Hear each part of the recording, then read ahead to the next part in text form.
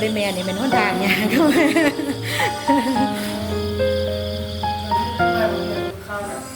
โลกมันบ่คือมันเป็นแวนเด้ค่อยคือมันเป็นแวน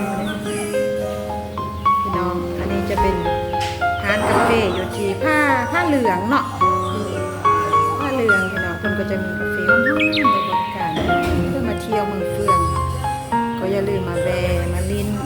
มาอุดหนุนกันได้เนาะ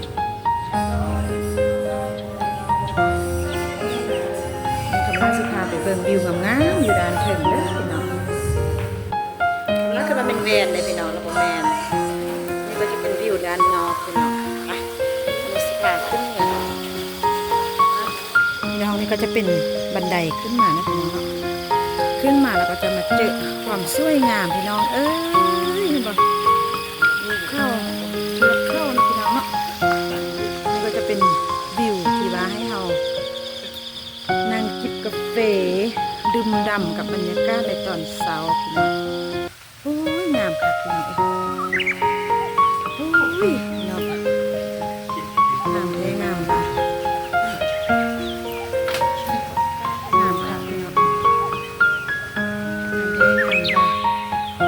อยู่ที่เมืองเฟืองเด้อพี่น้องผ้าเหลืองพี่น้องนี่ก็จะเป็นจุดนั่งกินกาแฟนะพี่น้องเนาะถ้าเป็นช่วงที่ว่าถ้าเจ้าเห็ดหน้านะพี่น้องแห้งสิงามนะพี่น้องเอ้ยเห็นบ่นั่งจิบกาแฟแล้วก็เบิ่งผูเข้าไปนำนะพี่น้องเนาะหมู่กำลังก็ถ่ายรูปแล้วงามเท่งามเลยพี่น้องผูเข้าหินเลยเนาะพี่น้องเนาะอันนี้ก็จะเป็นทุ่งนาพี่น้องทุ่งนาแล้วก็ถ้าว่าเป็นยามดำให้ดำนาหรือว่ามีข้าวนาเนี่ยแห้งสิงามพี่น้องเชื่อทุ่ง